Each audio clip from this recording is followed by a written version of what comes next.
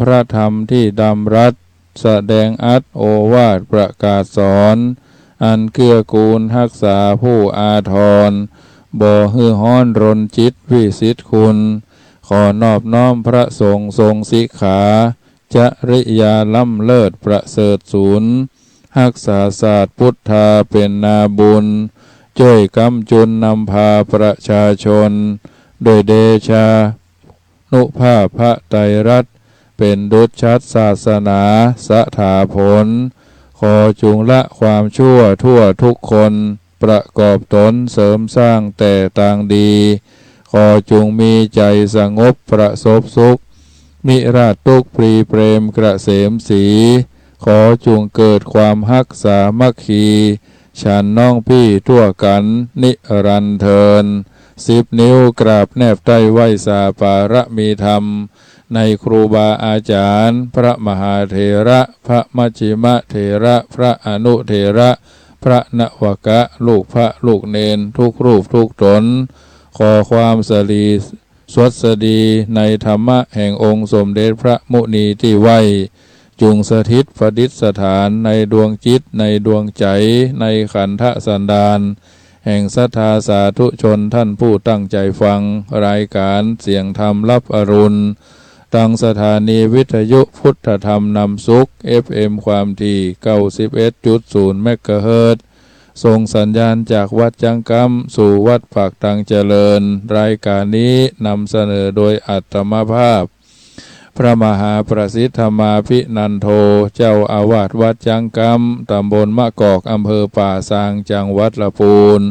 ได้รับเมตตาจากท่านผู้อำนวยการวิทยุพุทธธรรมแห่งนี้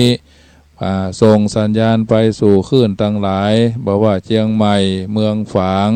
แม่อายชัยปราการเวียงป่าเป้าเมืองน่านลำปางทุกคลื่นเครือข่ายที่มีกุศลเจตนาอนุเคราะห์เกื้อกูลเอื้อเฟื้อเผื่อแผ่เมตตากรุณาหือน้ำทำคำสอนสาลาไปทุกบ้านทุกเฮือนทุกหอทุกหลังคาและถึงศรัทธาญาติโยมที่ตั้งใจฟังบางท่านก็ลุกมาตั้งแต่ตี 3ปลายตี 4ได้ฟังอัตถธรรมคำสอนสารธรรมคำกรคติธรรมคำเตือนจากท่านผู้อำนวยการก็ดีท่านอาจารย์สนันทุลุงยองก็ดีสลับปรับเปลี่ยนกันไปวาระนี้อาตมาภาพพระมหาประสิทธมาภินันโทก็จะได้สาธกยกเอาอัตถธรรมคำสอนที่ได้ห้ำได้เฮียนได้เขียนได้อ่านครูบาอาจารย์ได้แนะฮือทำได้นำฮือคิดได้สาธิตฮือนำเอาไปใจประกอบประคับประคองเพื่อเป็นการปลดปลงเป็นการปลดปล่อยเป็นการปล่อยวางการดำเนินชีวิตของหมู่เฮาเหล่าเจ้าข้าต้องมีหลักยึดอย่างเฮาท่านทั้งหลายมีพระพุทธเจ้าเป็นผู้นำมีพระสัทธรรมเป็นแผนที่มีพระอริยสงฆ์เป็นผู้ชี้มีพ่อมีแม่ฮือเลือดเนื้อเชื้อไขมีครูบาอาจารย์แนะนำทางดำเนินชีวิตดังบัณฑิตกล่าวว่าประทีปเป็นเครื่องมือส่องเดินทางของคนเดินทางในเวลาเมื่อคืนธรรมะเป็นเครื่องมือส่องเดินทางของคนเดินทางในเมื่อวันทั้งเมื่อวันทั้งเมื่อคืนศรัทธาสาธุชนท่านผู้ฟังทั้งหลายเฮาท่านทั้งหลายดำเนินชีวิตต้องมีหลักยึดมีคุณมีค่าอย่างน้อยๆก็มีคุณวุฒิการศึกษาแขนงแผนกต่างๆมีคุณภาพนำความรู้มาเจรไนมาปรับใช้เป็นครูบาอาจารย์เป็นหมอเป็นแพทย์เป็นพยาบาลเป็นทหารเป็นตำรวจแม้กระทั่งเป็นญาติโยมที่เป็นท่านนักศีลนักบุญฮือตานชำระความโลภสมาทานชำระความสมาทานศีลชำระความโกรธบำเพ็ญจิตตภาวนาชำระความหลง3ประการเป็นตัวยาที่อันตรายโลภอยากจะได้โกรธเครียดขิง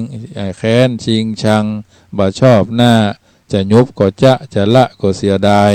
อันนี้คือโลภคือโกรธโมโหโลภหลงไหลอันเกินวิสัยของพ้นที่มีความโห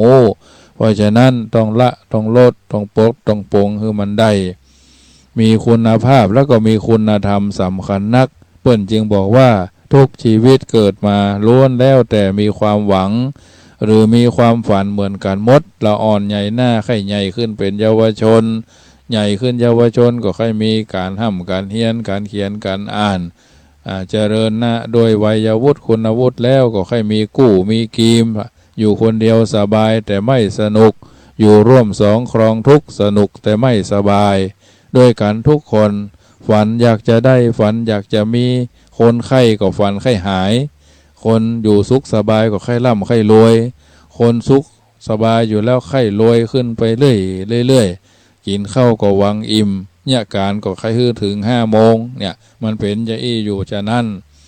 ความที่ตนเองหันว่าดีที่สุดแล้วก็ภาคเพียรพยายามบากบั่นฟันฝ่าลุยน้ำลุยโคลนไปเพื่อให้ฝันนั่นเป็นความจริงเที่ยงแท้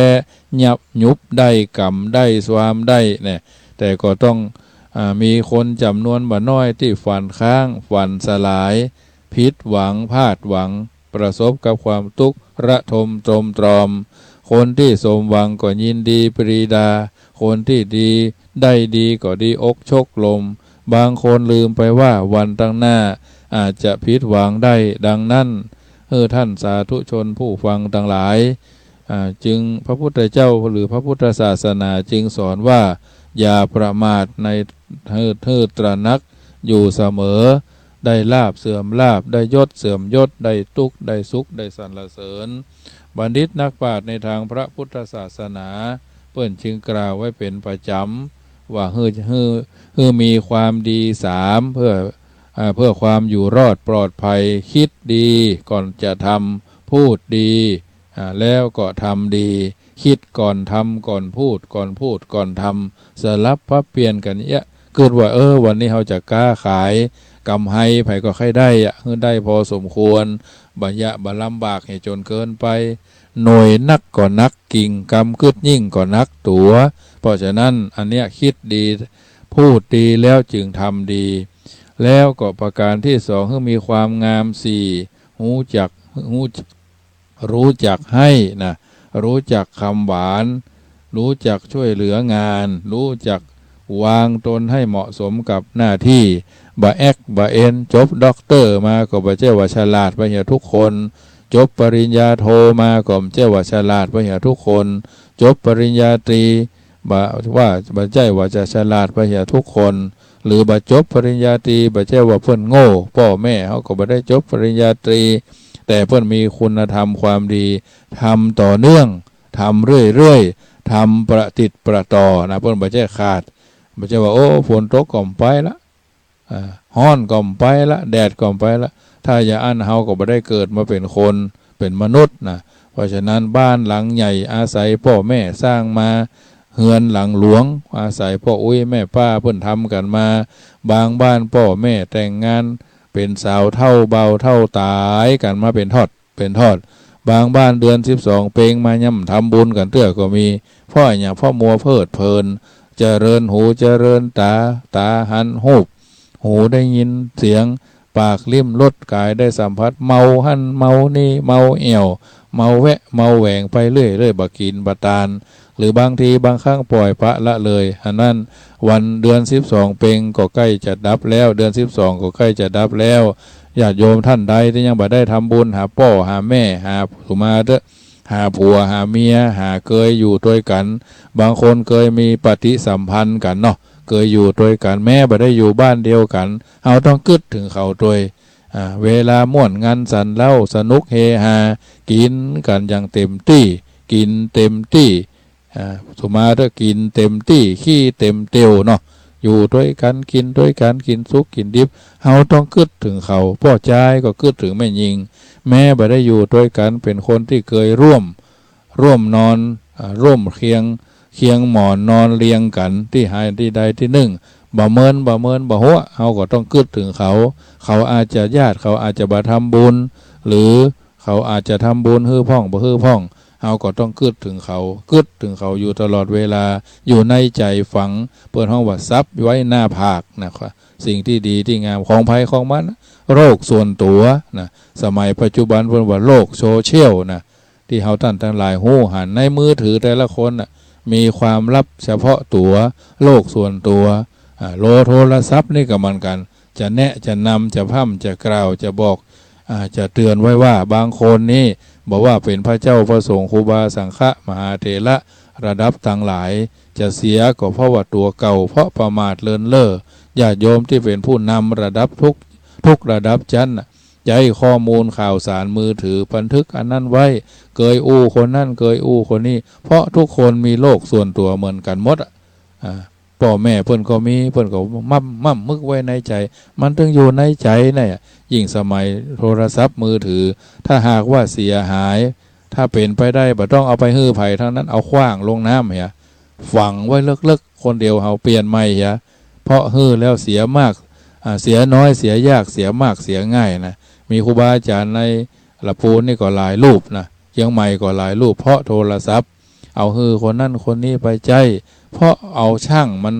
เสาะหาหันหานี่เราช่างนายช่างที่เปิ่นช่างนั่นนะเปิ่นบางทีบางครั้งช่างบางตี้ก็บ่จะมีจรรยา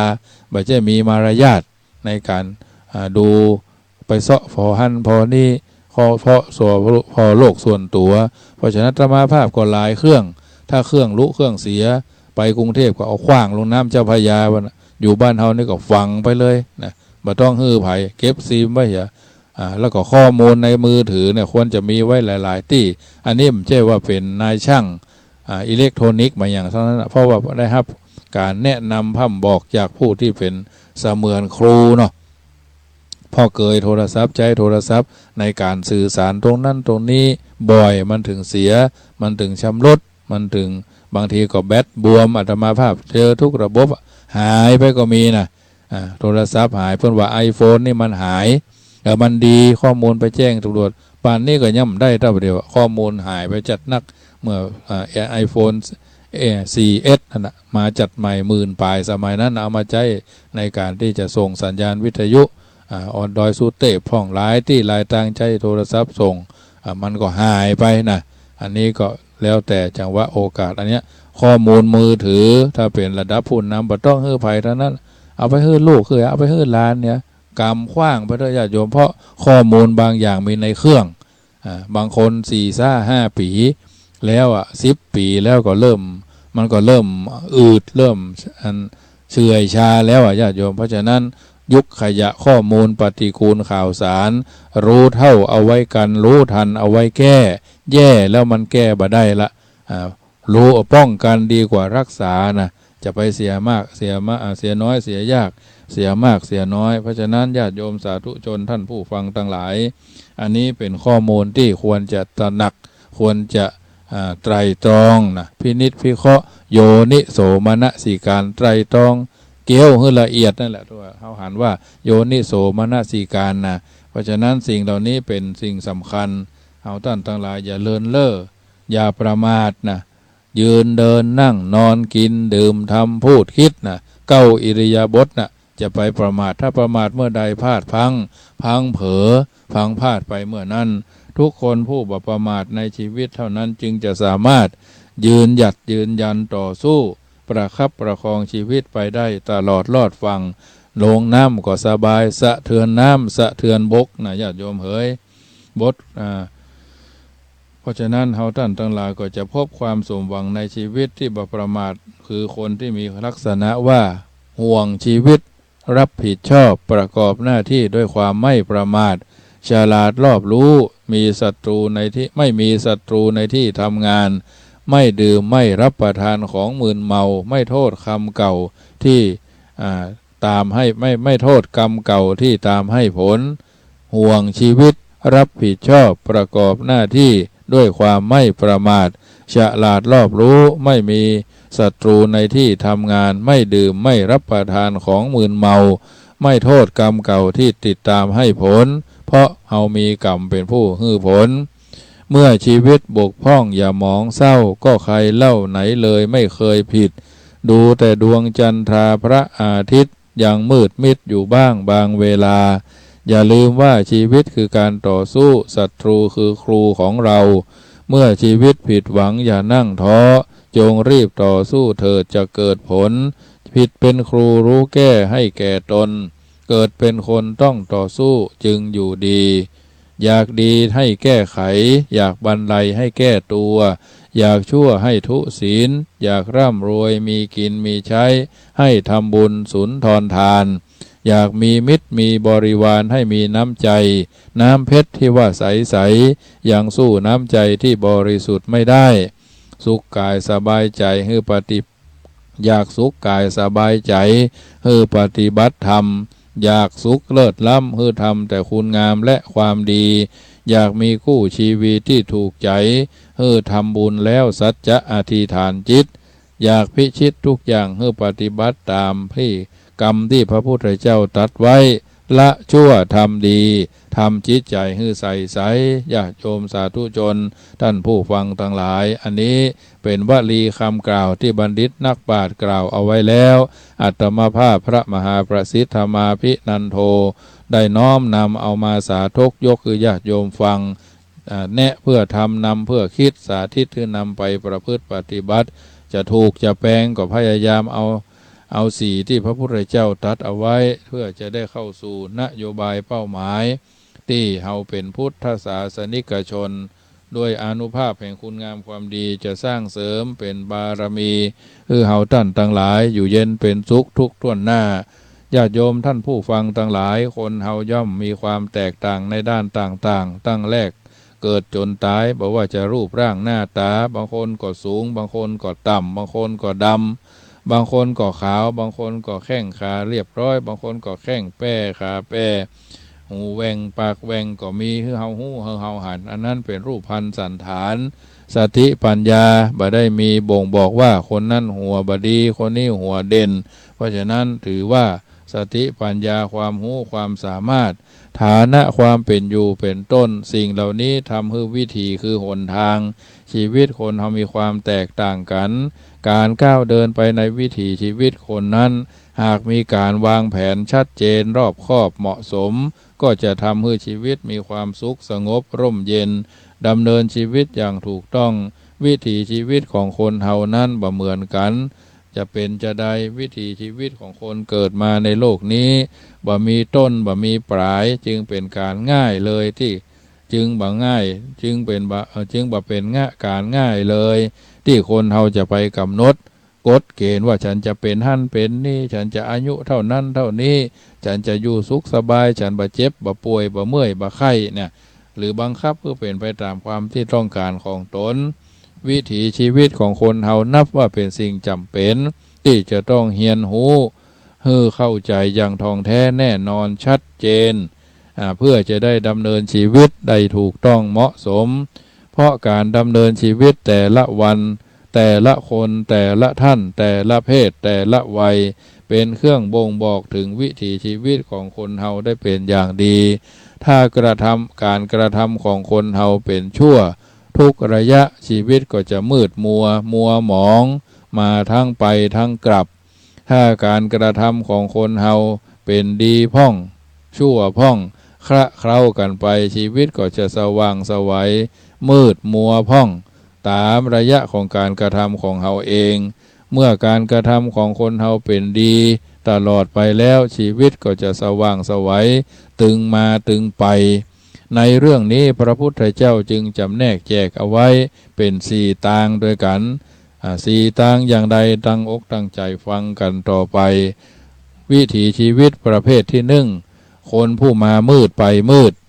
คนผู้มามืดไปมืดบางคนก็อาจจะเคยได้ยินครูบาอาจารย์พระธรรมกถึกท่านผู้ทรงเกียรติทรงศีลทรงธรรมทรงวิชาความรู้ว่าไว้แล้วเป็นคนมีชีวิตมืดมัวโดยตลอดตั้งแต่ต้นจนปลายตั้งแต่เกิดจนตายเนาะมามืดก็ไปมืดมักจะเป็นผู้มีชีวิตตกอับเดือดร้อนเป็นผู้ตกอยู่ในความประมาทประกอบทุจริตผิดศีลผิดธรรมจัดเป็นชีวิตบดี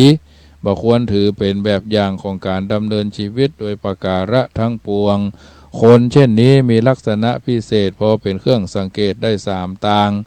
1มาอัพไปอัพหมายความว่าเกิดมายากจนแล้วยอมจำนนกับความยากจนข้นแค้นยอมตนยากไปจนเต้าตายบ่ฮู้จักกึดสร้างเนื้อสร้างตัวมีชีวิตอยู่เพียงแค่ลมหายใจเข้าออกโย่งซัดโย่งว่างไปเป็นวันบ่ได้ ชอบทำงานทุจริตผิดศีลผิดธรรมสร้างความเดือดร้อนให้แก่ตัวเก่าบ่พอครอบครัวบ่พอสังคมแถมประเทศชาติแถมวุ่นวายนะบ่ฮู้จักเบิ่งที่ตนอย่างเพิ่นเดือดร้อนกันเรื่องน้ำท่วมที่อุดรอุบลน่ะก็ยังไปลักครัวเพิ่นอยู่เนี่ยมันถึงคนบาดดีมันถึงสุดที่จะบาดดีฮะน่ะลอยคอไปลักครัวลักของเพิ่นอย่าเพิ่นโตเพิ่นลำบากยากแจะยากแขนยากเข็นก็ยังไปเซาะลักเพิ่นอยู่อันเนี้ยมันคนมาอัพไปอัพมักง่ายอ่อนแอเบื่อหน่ายเอาสุขไปวันเพิ่นเฮาว่าสู่ลุยสู่ไล่ถูลู่ถูกลางไปเนาะนักก็บ่เอาเบาก็บ่สู้มักมีข้ออ้างว่าหนาวฮ้อนหิวเจ้าสายบ่ายค่ำเจ็บหัวปวดหัวเหน็ดเหนื่อยเมื่อยล้าจันที่สุดต้องยอมลำบากจนตายอันนี้ประการที่หนึ่งประการที่สองมาด้อยก็ไปด้อยมาด้อยไปด้อยเกิดมาโง่แต่ชอบขี้โง่ขี้โอ้อวดชอบเบ่งชอบอวดว่าตัวฉลาดสุดยอดบ่ฮู้ว่าตัวโง่ฮู้อันอย่างเล็กๆน้อยๆเต้าหางอึ่งมักจะสอนสังฆราชเอาเป้าไปขายสวนเนี่ยนึกว่าตัวฮู้ทุกอย่างขี้ค้านการทำงานอนาถใจนักมีบาลีรับรองว่าอะละสัตสะกุโต10ปังสิบปัสสะกุโตทะนังทะนัสสะกุโตมิตตังมิตตัสสะกุโตสุขังแปลเป็นภาษาไทยได้ใจความว่าคนขี้ข้านจะมีศิลปวิทยาแต่ที่ไหนคนบ่มีศิลปวิทยาจะมีทรัพย์แต่ที่ไหนคนบ่มีทรัพย์จะมีมิตรแต่ที่ไหนและคนบ่มีมิตรจะมีความสุขได้อย่างใดนะอัตลัสสะกุโต10ปังขี้ข้านจะมีศิลปวิทยาแต่ที่ไหนสิบปัสสะกุโตทะนังคนบ่มีศิลปวิทยาจะมีทรัพย์ได้แต่ที่ไหนทานัสสะกุโตมิตตังคนบ่มีทรัพย์จะมีมิตรได้แต่ที่ไหนมิตตัสสะกุโตสุขังคนบ่มีมิตรจะมีความสุขได้แต่ที่ไหนอันนี้มาด้อยไปด้อยประการที่สามมาให้ก็ไปให้มาร้ายก็ไปร้ายเกิดมามีนิสัยให้โกรธง่ายว่ายากสอนยากแม้จะมีผู้แนะนำพร่ำสอนก็ยังดื้อด้านดื้อดึงลึกหรือตือปืออยู่เหมือนเดิมนะมันเหมือนบ้านเหมือนเมืองเข้าเมืองตาลิวก็บ่ลิวตาตามพ่อแม่แนะนำพร่ำสอนในทางที่ดีทางที่ชอบก็โคตรแค่สวืดตืบตีนบุบหอบุบเฮือนครูบามาอยู่วัดครูบาอาจารย์ว่าก็เป็นคิงฮาคิงใจพ่อฮาล้อไปเรียนหนังสือประถมมัธยมอุดมศึกษาครูบาอาจารย์เพิ่นแนะเพิ่นนำตามตีตามเตะตามต่อยเกิดเนี่ยคือครูบาอาจารย์นี่อันนี้คนประเภทที่ว่าบ่ฮู้อันสามัญสำนึกประเภทมาให้ไปให้เป็นห้องว่าเป็นคนที่ว่าบ่ฮู้เข้าบ้านเข้าเมืองบ่เหมือนบ้านบ่เหมือนเมืองนะไปทำการทำงานก็ไปเอกมะเรกเกเรอย่าไปวุ่นวายก่อวอดก่อมอบในหมู่บ้านมันคนประเภทนี้มันตึงมีสง่าราศีเฮาของฮู้บางทีก็เป็นแม่ยิงบางเพนก็เป็นพ่อใจลึกหลืนดื้อดึงนะตือปือคนยองเพิ่นว่าตือปือยิ่งประพฤติเลวทรามต่ำช้าแสดงกิริยาบ่เหมาะสมเป็นคนเป็นคนต้นคดปลายงอเคยได้ยินก็สมบัติเสียก็เพราะว่าบ่มีอันยังเสียสมบัติเสียก็ถือว่าบ่มีอันยังเสียสุขภาพเสียก็ถือว่าบางสิ่งบางอย่างเสียเท่าอันแต่คนนิสัยเสียย่อมเป็นอันเสียหมดทุกอย่างนะยังฟังแล้วน่าคิดญาติโยมสมบัติเสียก็ถือว่าไม่มีอะไรเสียสุขภาพเสียก็ถือว่าเสียบางสิ่งบางอย่างเท่านั้นแต่คนนิสัยเสียย่อมเป็นอันเสียหมดทุกอย่างคิดให้ดีพิจารณาให้รอบครอบประการที่สองวิถีคนผู้มามืดไปสว่างคนประเภทนี้เป็นคนผู้มามืดไปสว่างเป็นคนต่ำต้อยในเบื้องต้นแต่ก็คนกลับสูงขึ้นในภายหลังเปรียบดังคนที่อยู่ในห้องมืดแล้วออกมาฮับแสงสว่างภายนอกเป็นผู้บ่ยอมแพ้บ่ยอมการบ่ยอมท้อต่อโชคชะตาชีวิตเป็นคนขยันขันแข็งจนประสบความสำเร็จในการดำเนินชีวิตจัดเป็นชีวิตที่สมควร ได้รับการซักเสริญเยินยอยกย่องเชิดชูและควรถือเป็นแบบอย่างแบบฉบับเป็นต้นคิดเป็นต้นแบบเป็นต้นไม้เป็นต้นน้ำอย่างแก่แบบอย่างแก่การดำเนินชีวิตคนเช่นนี้มีลักษณะพิเศษพอเป็นเครื่องสังเกตได้3ประการ1มาอัพไปรุ่งเกิดมายากจนแต่เป็นคนเข้มแข็งอดทนแม้จะบ่มีทรัพย์บ่มีอำนาจบ่มีชาติกำเนิดก็ที่จะเชิดชูฐานะเฮอรุ่งเรืองแต่เชื่อมั่นในตัวเองเพราะถือคติที่ว่าทุกคนเกิดมาไม่มีใครมีทรัพย์ติดตัวมาตั้งแต่เกิดทรัพย์สมบัติเป็นของกลางที่อยู่ประจำโลกเมื่อเกิดมาแล้วย่อมกวัดแกว่งแสวงหาเอาใหม่ได้เพราะปรัชญาเพราะนักปราชญ์ราชบัณฑิตกล่าวเอาไว้ว่าท่านสอนฮึตนักไว้เสมอว่าจงไฟร้อนจะนอนจะผ่อนเข็นอย่าไฟเย็นนอนอย่าไฟเย็นก่อนจะนอนทุกข์ตอนต้นสู้ทนทุกข์จะได้สุขเมื่อตอนปลายตอนต้นชอบสบายจะได้ร้ายเมื่อปลายมือนะจงไฟร้อนก่อนจะผ่อนเข็นอย่าไฟเย็นก่อนจะนอนทุกข์ตอนต้นสู้ทนทุกข์จะได้สุขเมื่อตอนปลายตอนต้นชอบสบายจะได้ร้ายเมื่อปลายมือคนแบบนี้มักจะมีกำลังใจขยันขันแข็งรู้จักแบ่งปันเวลาแห่งชีวิตของตนได้อย่างถูกต้องมากกว่าถูกใจเปิ้นจึงบอกว่าวัยแรกเรียนวิชาวัยต่อมาสร้างหลักฐานวัยชราเร่งทำบุญจะเกิดคุณตลอดกาลนะวัยแรกเรียนวิชาวัยต่อมาสร้างหลักฐานวัยชราเร่งทำบุญจะเกิดคุณตลอดกาลปางน้อยสำเรียกหูเฮียนคุณขันใหญ่ย่อมหาทุนทรัพย์ไว้เมื่อกางแก่แสวงบุญทำชอบยามง่อมทำใดได้ล้วนแล้วแต่อานิจจังนะปางเมื่อสำเนียกหูเฮียนคุณปางน้อยสำเนียกหูเฮียนคุณขันใหญ่ย่อมหาทุนทรัพย์ไว้เมื่อกลางแก่แสวงบุญทำชอบยามง่อมทำใดได้แลล้วนอานิจจังคนเช่นนี้เป็นผู้ไม่คำนึงถึงความเหนื่อยยากลำบากจะเป็นคนหู้จักปลุกปลอบใจในฮือเปิ้งตาฮือเปิ้งปาตนทำงานทุกอย่างที่คนอื่นหันว่าต้อยต่ำอาศัยลำแข้งของตนก้าวไปหาทรัพย์สมบัติจนมีที่ดินเลือกสวนไร่นามีอาคารบ้านช่องอุ่นนาฝาข้างมีการงานล่ำสันมีหลักฐานเป็นปึกแผ่นแน่นหนาเจริญรุ่งเรืองก้าวหน้าที่ภัยคาดบ่ถึงประการต่อมาด้อยไปเด่นเช่นคนเกิดมาโง่แต่รู้ตัวว่าโง่เกลียดความโง่รักความฉลาดมองหันความหูความฉลาดอาจทำให้ทัดเทียมคนอื่นได้เพราะการศึกษานี้เป็นทางแห่งความหูความฉลาดความหูความฉลาดทำให้คนมีความสามารถเป็นกำลังสำคัญในการทำงานได้อย่างสะดวกแม้การงานก็เป็น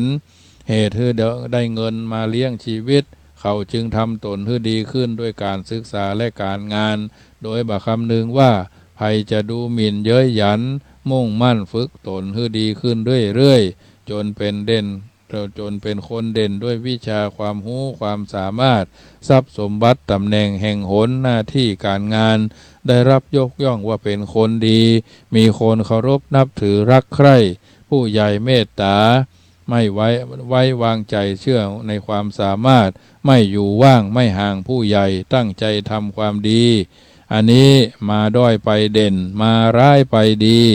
มาร้ายไปดีเป็นคนมีนิสัยร้ายกาจกิริยามารยาทแข็งกระด้างหยาบคาย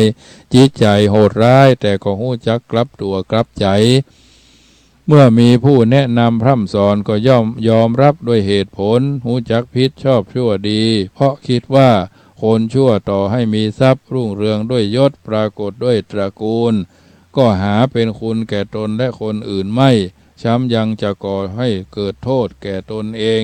คนใจร้ายหรือคนโง่มารู้สึกว่าตนเองโง่ใจร้ายหรือโง่ย่อมพอจะกลับตัวเป็นคนดีเป็นคนฉลาดได้นะคนชั่วต่อให้มีทรัพย์รุ่งเรืองด้วยยศปรากฏด้วยตระกูลก็หาเป็นคุณแก่ตนและคนอื่นไม่ซ้ำยังจะก่อให้โทษแก่ตนเองคนใจร้ายหรือคนโง่มารู้สึกตัวว่าคนใจร้าย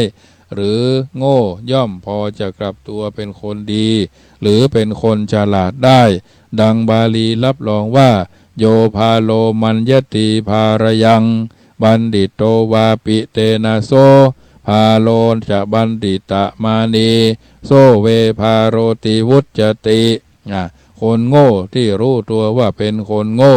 ยังพอเป็นผู้ฉลาดได้บ้างแต่คนโง่ที่สำคัญตนว่าเป็นคนฉลาดนั่นแหละเรียกว่าคนโง่แท้ๆญาติโยมสาธุชนทั้งหลาย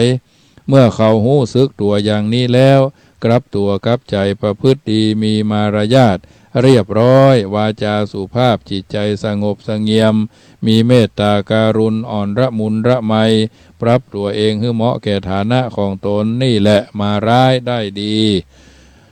วิถีชีวิตคนประเภทที่สามคนผู้มาสว่างไปสว่างคนผู้มาสว่างไปมืดเป็นคนผู้มาสว่างไปมืดเป็นคนที่สูงทรงว่ากว่ามาก่อนแต่ภายหลังกับต้อยต่ำดำดิ่งลงเป็นเหมือนคนลงไปในหลุมหรือเข้าไปในห้องมืดเป็นผู้ประมาทในการดำเนินชีวิตประกอบทุจริตผิดศีลผิดธรรมเลี้ยงชีวิตบ่ควรถือเป็นตัวอย่างในการดำเนินชีวิตคนเช่นนี้มีลักษณะพิเศษพอเป็นเครื่องสังเกตได้3ประการ1มารุ่งเรืองไปอับเกิดมาในตระกูลที่มั่งคั่งจึงอาศัยความมั่งคั่งของพ่อของแม่เชิดชูให้มีหน้ามีตากินสมบัติเก่าของพ่อของแม่นั่นแหละบ่มีความละอายบ่มีใจใต้สำนึกและอยู่เย็นเป็นสุขอยากได้สิ่งใดก็ซื้อเอาจ่ายเอาขายเอายามพ่อแม่มีกินขว้างเบอะขว้างบะพ่อแม่ล้มหายตายจะเป็นล้มหายตายละเป็นบะแหลมแต้มแตะเป็นบะห้อยน้อยจาก็เข้าในประเภทนั้นแต่เป็นคนที่ประมาทเลินเล่อบางคนเลี้ยงลูกให้สุขสบายพ่อแม่ตุกเท่าตายคนใดครอบครัวใดกลุ่มใดชุมชนใดเลี้ยงลูกคือลำบากด้วยลำแข้งด้วยลำขาด้วยวิริยะอุตสาหะครอบครัวนั้นสุขสบายกุ้มเท่าเต้าตายเหมือนกันแสนที่จะสนใจศึกษาทำการงานให้เกิดประโยชน์นะกลับไปโปรดอบายมุขโปรดสัมเรเทขวดสัมเรเทสุราสัมเรเทพนันชอบสังสรรค์กับคนชั่วหันการทำงานว่ามีโทษแก่หันการทำงานกว่าว่ามีโทษแก่ร่างกายมองบ่หันประโยชน์ของการงานเมื่อเขาได้ทรัพย์สมบัติจากมรดกตกทอดจากพ่อจากแม่ก็ครองสมบัติไว้บ่อยู่ผลาญไว้คือมดไห่มดอบายมุขเสียมดจนเสี่ยงจนกลายเป็นคนตกยากลำบากเข้าทำนองผู้ดีตกกลับตกยากเพราะมีชีวิตรุ่งเรืองมาตกอับสูญหายพ่อเป็นครูแม่เป็นครูพ่อเป็นนายทหารแม่เป็นนายทหารพ่อเป็นตำรวจหมายความว่าหม้อแกงตองตัวเข้าไปเป็นจุไปว่าจีหม้อขางตองเหียจีหม้อขางอลูมิเนียมเจ้าจีหม้อขางเงินเหียมันก็หัวมันก็ทะลุใจการมาได้มาเด่นไปด้วยก็เกิดมาในตระกูลที่พ่อแม่เด่นด้วยวิชาความรู้พ่อแม่สร้างหลักฐานสารหลักแหล่งแต่งหลักธรรมบ่สนใจบ่ใส่ใจไปตามนั้นเพิ่นดึงขึ้นเพิ่นปักหลักปักสั่งไว้ก็บ่ขึ้นเจือบ่ขึ้นสั่งเพิ่นมีตำแหน่งแห่งหนเอาไปสอบเข้าหั่นเข้านี่ได้แล้วไปเสียชื่อเสียสุตระกูลเหียเมาเหล้าในคณะทำงานเป็นอยู่ไหนก็งึกงักอย่างเพลงมันว่านะมันเป็นกึกงักนะมันเป็นจึกจักนะมันถึงมีเราญาติโยมถ้ามันบ่มีเขาคงบอกมาแต่งเพลงแหละเขากับเป็นผู้ประมาทพอบาหารว่าการศึกษาทำให้เฮาฉลาดการศึกษาทำให้มีความสามารถบางคนเป็นระดับผู้ใหญ่เป็นผู้อำนวยการก็ดีเป็น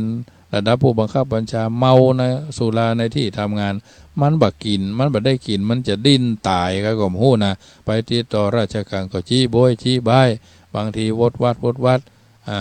ด่าผู้ที่มาติดต่อราชการก็มีนะญาติโยมอันนี้มันมีทั่วประเทศละแต่เฮาบ่หันบางเมินไหนเพิ่นก็ถ่ายคลิปลงมาดูนี่อันนี้เป็นสิ่งที่เฮาสามารถพอได้มัวแต่สนุกสนานเพลิดเพลินจนเลยเถิดเลยเกินเลยพอดีเลยประมาณ เขาพ่อบาหันหาตุกที่จะตัวมาในภายหลังเสียชื่อเสียเสียงอันยังกันไปเมื่อเขาหาจุดเด่นจุดด้อยดังนี้บ่ได้ก็น่าจะสร้างตัวอะไรให้เด่นนี่บ่ได้มาดีไปให้มาดีไปให้ก็เกิดมามีนิสัยเรียบร้อยดีงามพอสมควรแต่เป็นคนหูเบาเชื่อง่ายไผว่าอันยังก็หันดีหันงามตัวไปหมดหน้าน้อยใจไผที่ว่าอันยังมานั่นส่วนมากมักเป็นคนบ่ดียาวก็อย่างว่านั่นละเฮามันอยู่คนเดียวบ่ได้คนเฮาจะอยู่คนเดียวบ่ได้ต้องอยู่ร่วมกันอยู่คนเดียวสบายแต่ไม่สนุกอยู่ร่วมสองครองทุกข์สนุกแต่ไม่สบายคบพานไปหาพิษคบบัณฑิตพาไปหาผลเพราะฉะนั้นคนมีนิสัยแบบนี้เป็นว่ามาดีไปร้ายประการที่สี่ประการสุดท้ายคนผู้มาสว่างไปสว่างอันนี้เฮาฮู้กันอยู่แล้วว่าสว่างอย่างใดเฮามาในการในงานมันแจ้งเฮาก็หันว่ามันเป็นหลุมมันเป็นบ่อฝนตกใหม่มันแจ๊ะมันลมเฮาก็ไปทางนั้นการดำเนินชีวิตเฮาก็เหมือนกันมารุ่งเรืองก็ไปรุ่งเรืองมาดีก็ไปดีนั่นแหละมาเด่นก็ไปเด่นมาดีไปดีเกิดมามีนิสัยดีอวัยวะสมประกอบมีกิริยามารยาทสุภาพเรียบร้อยบ่เบียดเบียนบ่ข่มเหงเต็งเต็กบ่นึกเสมอว่าคนมีอำนาจแล้วหลงอำนาจเมาอำนาจลืมอำนาจใจอำนาจนอกธรรมบ่เมินมานานนักก็จะพินาศวิบัติวอดวายเพราะอำนาจเหมือนงูตายเพราะพิษงูเพราะอำนาจของงูตายเพราะพิษของมันเหมือนเสือตายเพราะเขี้ยวเล็บของมันมีอำนาจแล้วบ่เบ่งมีเงินแล้วบ่อวดมีฮักแล้วบ่หลงนี่คือสมบัติของผู้ดีส่วนมีอำนาจแล้วเบ่งมีเงินแล้วอวดมีฮักแล้วหลงนี่คือวิบัติของคนเลวๆขันเขามุ่งทำแต่คุณงามความดีนอกจากเมื่อจากไปแล้วคุณงามความดีก็ปรากฏเกียรติยศเกียรติทรัพย์เกียรติศักดิ์ก็เรื่องรือระบือไก่สรุปแล้วญาติโยมการก้าวเดินไปในชีวิตของคนเฮานั้นคนเฮาเกิดมาแม้จะเลือกเกิดเองบ่ได้และแม้เมื่อเกิดมาแล้วจะมีความแตกต่างในด้านต่างๆเช่นเพศผิวพรรณชาติตระกูลแต่ทุกคนที่เกิดมา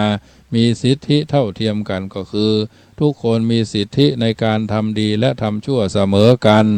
2มีสิทธิในการได้รับผลแห่งความดีความชั่วเสมอกัน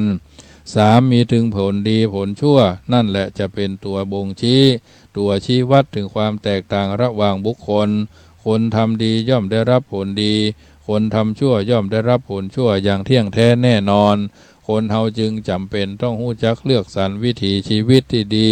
เป็นแบบฉบับเป็นแบบอย่างในการดำเนินชีวิตในทางพระพุทธศาสนาพระพุทธเจ้าได้ทรงแสดงวิถีชีวิตคนไว้4ประการดังที่ได้กล่าวมานี้ให้ญาติโยมสาธุชนนำไปคิดให้ยาวสาวให้กว้างอาจจะบักเชื่อกำเดียวก็ได้เอาไปไตร่ตรองพินิจวิเคราะห์สม่ำเสมอว่าคนผู้มามืดไปมืดผลผู้มามืดไปสว่างคนผู้มาสว่างไปมืดและคนผู้มาสว่างไปสว่างท่านจะเลือกเอาอันใดก็เหมือนอาหารไปตลาดร้านค้าชุมชนไผ่ชุมชนมันเอาก็ไปเลือกจะไปเอาแกงแคจะไปเอาแกงฮังเลจะไปเอาแกงเขียวหวานแกงเผ็ดน้ำพริกอย่างก็แล้วแต่จิ้นทอดจิ้นปิ้งปลาทอดปลาปิ้งห่อแอปหั่นแอปนี่ห่อนึ่งไก่ห่อนึ่งหมูห่อนึ่งหนอโอหนอส้มหนอไม้สดก็แล้วแต่เขาหนอไล่หนอบงหนอหวกหนอไม้ทั้งหลายที่ท่านทั้งหลายมีความปรารถนาก็แล้วแต่เขาดีชั่วอยู่ที่ตัวเฮาทำสูงต่ำอยู่ที่เฮาทำตัวทุกสิ่งทุกอย่างอยู่ที่เฮาตัวเป็นผู้กำหนดทั้งนั้นเมื่อเฮาฮู้แล้วก็สิ่งเหล่านี้จะได้เป็นบรรทัดฐานในการดำเนินชีวิตของเฮาท่านทั้งหลายเป็นลำดับต่อไปเปิ้นจึงบอกว่าดอกเรืออย่าไปก้าป่าจ้าอย่าไปหนีบ่อดีอย่าไปทำบ่อจำอย่าไปสอนคนงอนอย่าไปง้อคนล้ออย่าไปเคืองกลัวเปลืองอย่าไปใจบ่อไปอย่าไปเข็นบ่อเล่นอย่าไปจวนตีตวนอย่าไปหนีเป็นหนี้อย่าไปเหนียวควายเปลี่ยวอย่าไปปล่อยใจบ่อยอย่าไปจมใจคนอย่าไปเชื่อลูกเสืออย่าไปเลี้ยงสะเบียงอย่าฮือขาดฉลาดอย่าไปโกง ไม้โกงอย่าไปดัดปากจัดอย่าไปด่าครูบาอาจารย์ว่าอย่าไปเถียงบ้านเอียงอย่าไปขึ้น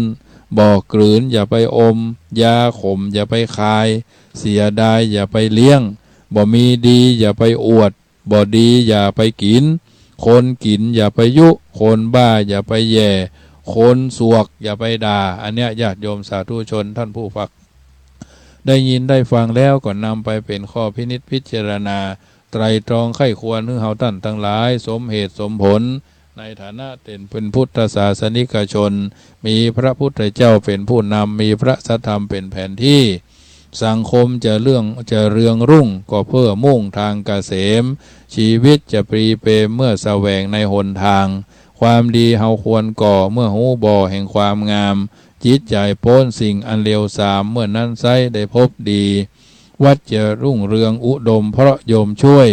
วัดจะแสนสวยแรงงามเหมาะเพราะโยมอุดหนุนวัดจะเป็นสีสง่าเพราะมหาศรัทธามาค้ำจุนช่วยเกื้อกูลด้วยแรงจิตคิดเมตตาวัดจะเด่นเป็นแบบอย่างทางธรรมะอยู่ที่พระสงฆ์ผู้สนใจไตรสิกขาวัดจะดูเด่นดูได้เหมาะเพราะศรัทธาวัดมีศรัทธาบำรุงวัดไม่ขัดกันเพราะฉะนั้นช่วยกันประคับประคองจะลองศรัทธาให้เกิดการดำเนินชีวิตให้ถูกต้องท่องแท้สาธุชนท่านผู้ฟังทั้งหลายได้ฟังรายการเสียงธรรมรับอรุณภาคเจ้าของวันจันทร์ซึ่งอาตมาภาพพระมหาประสิทธมาภินันโทได้สาธกได้ยกเอาสารธรรมเหล่านี้มามาจามาอธิบายมาเป็นประทีปธรรมนำชีวิตให้ญาติโยมได้ไปเป็นข้อเตือนจิตสกิดใจจักบ่ได้ทรำผิดพลาดคาดเคลื่อนจากความเป็นจริงน้ำธรรมคำสอนในทางพระพุทธศาสนามีมากโขมีมากเกินประมาณเราก็สามารถเลือกสรรรังสรรค์เอาสิ่งที่ดีไปเป็นข้อเตือนจิตสกิดใจให้ถูกต้องท่องแท้ดำเนินชีวิตเป็นหลักยึดเป็นโอกาสที่เราท่านทั้งหลายนั่นจะหู้ว่าอันใดที่ดีก็นำไปเป็นข้อเตือนจิตสกิดใจทำตัวทำตนให้เป็นตัวอย่างที่ดีบทบาทในหน้าที่ของพุทธศาสนิกชนก็คือเกื้อกูลพระหมายความว่าพระคือปฏิบัติต่อพระสงฆ์เหมือนทิศเบื้องบนที่เราต้องเคารพบูชาตามสมควรเพราะพระคือผู้ชี้แนวทางสันติสุขพระคือผู้ปลุกตัวคนตื่นจากโมหะพระคือกัลยาณมิตรของปวงประชาพระคือผู้รักษาความดีงามชาวพุทธต้องปฏิบัติตามพระพุทธธรรมรัตน์ที่ว่าจะทำสิ่งใดก็ทำด้วยเมตตาจะพูดสิ่งใดก็พูดด้วยเมตตาจะคิดสิ่งใดก็คิดด้วยเมตตาต้อนรับด้วยความเต็มใจอุปถัมภ์ด้วยปัจจัยสี่ตามที่เฮาท่านทั้งหลายได้มีโอกาสกระทำบำเพ็ญถูกต้องท่องแท้ทัดนั้นมาการกระทำบุญยึดหลักว่าตานามัยศีลไมยภาวนาไมยอปจายนาไมยไวยาวัจจะไมยปฏิทานะไมยปัตตานุโมทนาไมยธรรมัสสวนาไมยธรรมเทศนาไมยหันความถูกต้องเกิดเป็นคนควรศึกษาหาดีเถิดดีจะเกิดก่อสุขก่อต่อเพ่นผลดีที่หนึ่งเอื้อเฟื้อช่วยเหลือคนดีที่สองตั้งตนตามวินัยดีที่สามไมตรีมีในจิตคิดเป็นมิตรแผ่กว้างกระจ่างใสถ้าทำดีนี้จบครบสามในจักก่อฮือสุขเกิดเพิดพริ้งพันอันนี้คือประการที่สองประการที่สามคุณพระศาสนาหมายความว่าวัดก็ต้องเข้าพระเจ้าพระสงฆ์ก็ต้องไหว้ทานก็ต้องฮือศีลก็ต้องรักษาภาวนาต้องเจริญบ่เพิดเพลินในอบายมุขอันนี้คุณพระศาสนาประการที่สี่อุบาสกอุบาสิกาชั้นนำแนวหน้าเป็นต้นคิดตอบบุญแทนคุณแผ่นดินตอบคุณพระศาสนาแต่ตอบคุณพระมหากษัตริย์เพราะฉะนั้นแทนคุณค่าน้ำนมอันนี้ต้นคิดสองต้นแบบยึดธรรมะเป็นหลักฮักในความเมตตาบ่อิจฉาคนอื่นบ่ฝ่าฝืนกฎสังคมบ่นิยมทุจริตบ่คิดนอกใจกู้ครองบ่ทดลองยาเสพติดบ่คิดเล่นการพนันยึดมั่นกตัญญูเชิดชูผู้มีพระคุณกำจุนพระพุทธศาสนารักษาป่าเวณีสามต้นไม้ก็คือต้นไม้คือความร่มรื่นแก่ชีวิต นกตัวน้อยตัวนิดฮือเสียงเพลงกล่อมโลกล่าดอกไม้หอมฮือชื่นชีวาผ่านสายตาชอบจริงทุกสิ่งเคินเป็นต้นน้ำก็คือครอบครัวอบอุ่นชุมชนเอื้ออาทรประชากรสมานะฉันท์ความมั่นคงจึงเกิดจึงมีคำกรสอนใจไว้ว่าน้ำเอ๋ยน้ำใจจะมากจะน้อยเพียงไหนใครจะว่าแม้น้อยนิดก็ทราบซึ้งติดตึงตราขอเพียงอย่าแห้งหายสิ้นไมตรีผูกน้ำใดไหนเล่าเท่าน้ำจิตผูกน้ำมิตรมากแม้นแสนสุขีผูกน้ำคำเจระจาคอยพาทีสามสิ่งนี้ผูกไว้สุขใจเอ่ยญาติโยมสาธุชนท่านผู้ฟังทั้งหลายได้ยินได้ฟังแล้วก็คงจะเป็นบรรทัดฐานในการดำเนินชีวิตคือเฮาท่านทั้งหลายได้หู้จักคิดได้พิจารณาน้อมนำเอาสาระเหล่านี้ไปเป็นข้อพินิจพิจารณาน้ำธรรมคำสอนในทางพระพุทธศาสนาถือว่าเป็นกระบอกแสงไฟส่องวิถีชีวิตที่ถูกต้องมากกว่าถูกใจรายการเสียงธรรมรับอรุณภาคเจ้าของวันจันทร์อาตมาภาพพระมหาประสิทธมาภินันโทเอานำมะฮือท่านทั้งหลายเต็มเนื้อเต็มตัวเต็มจิตเต็มใจคือเอาไปคิดพิจารณาบ่ได้เปิดสายให้ญาติโยมได้ฟังเพราะว่าระยะเวลาจะว่าน้อยก็ว่าน้อยเพราะว่าเอาน้ำทำเต็มที่บางทีบางครั้งเอาเปิดสายหน้าไมค์ก็เอาไว้เป็นวันเสาร์เนาะญาติโยมถ้ามีโอกาสก็เปิดฟังกันวันเสาร์โทรศัพท์กันมาญาติโยมได้ยินได้ฟังน้ำธรรมคำสอนทักทายชัดแจ้งชัดเจนก็ท่านผอ.ก็ได้อู้ท่านผอ.ไปแล้วเพราะฉะนั้นมีโอกาสนอกเวลาก็โทรหากันได้ช่วงนี้ก็เป็นช่วงเดือน12ใกล้จะดับแล้วเดือน12ดับไปก็ใกล้เทศกาลเดือนออกพรรษาแล้วก็เทศกาลกฐินมีวัดท่านวัดนี้สำหรับที่วัดจังกำนี่ก็มีกฐินวันที่3พฤศจิกายนญาติโยมวันที่3พฤศจิกายนวันที่5ก็จะได้ไปร่วมกันที่เมืองฝางโดยด้านพ่อครูผอ.และครูบาอาจารย์หลายรูปหลายตนเนาะพี่น้องเมืองฝางถ้าฟังอยู่ก็เตรียมเตรียมพบปะเตรียมเจรจาทักทายปราศัยกันได้ที่วัดพระพุทธบาทพระวัดพระบาทอุดมเนาะในหลวงพ่อเจ้าคณะอำเภอญาติโยมสาธุชนท่านผู้ฟังทั้งหลายมีโอกาสก็ไปปะกันที่หั่นได้ไปใครได้หนังสืองานทำบุญอายุวัฒนะมงคลก็มีอยู่นอกเมืองฝางมีบาลายแล้วนะญาติโยมก็ขอกันมาก็มอบให้ไปเรื่อยเป็นธรรมะเล็กๆน้อยๆรวบรวมเรียบเรียงเอาไว้ให้ญาติโยมเอาไปพินิจพิจารณาถือว่าเป็นธรรมบรรณาการส่วนหนึ่งพยายามจะพิมพ์หนังสือแจกไปเรื่อยจนกว่าจะชีวิตจะหาไม่น้ำธรรมคำสอนบางทีเฮามันก็หายไปตามลมตามแรงแต่บันทึกจารึกไว้ได้เริ่มพิมพ์หนังสือมาตั้งแต่ปี2551อย่างน้อยๆก็เป็นคำสอนที่สอนที่อันเป็นนั่นประทีปทำเก็ดเล็กเก็ดน้อยเก็บผสมผสานกันไปไม่ใช่ว่าเป็นผู้มีปัญญาเฉลียวฉลาดมากมายเก็บเอาคำครูบาอาจารย์เลี้ยงร้อยถ้อยความเอาเป็นคำสอนฮือตราตึงใจกันต่อไปเพราะฉะนั้นวัดจังกำก็จะทอดกฐินวันที่3พฤศจิกาเป็นวันเสาร์วันติดก็ช่วงนี้วัดแต่ละวัดก็คงฟังทางครูบาอาจารย์ที่เพิ่นประชาสัมพันธ์ญาติโยมสาธุชนท่านผู้ฟังทั้งหลายท้ายที่สุดนี้อาตมาภาพขอนำรายการจากท่านไปก่อนบุญใดกุศลใดอันเกิดจากการแสดงธรรมฟังธรรมร่วมกันระหว่างญาติโยมและอาตมาภาพบุญนั้นจุงกุศลนั้นจุงประมวลกับกายเป็นชัดแก้วพิดานคำคลี่มุงบังกวัดไกวกวัดแกว่งให้ญาติโยมสาธุชนที่อยู่ทางบ้านทุกทั่วหัวไรแหงทุกคลื่นวิทยุทุกบ้านทุกจองร่มยนต์เป็นสุขอายุมั่นขวัญยืนรุ่งเรืองเจริญในสุภาสิริสวัสดิ์พิพัฒนมงคลดังพุทธนิพนธ์กล่าวเอาไว้ว่าพุทโธบังซ้ายธัมโมบังขวาสังโฆบังกายาอะระหังบังเกสาอะระหังพุทโธนะโมพุทธายะพุทโธโยแก้วกาดธัมโมโยแก้วกาดสังโฆโยแก้วกาดอายุวันโนสุขังปะลัง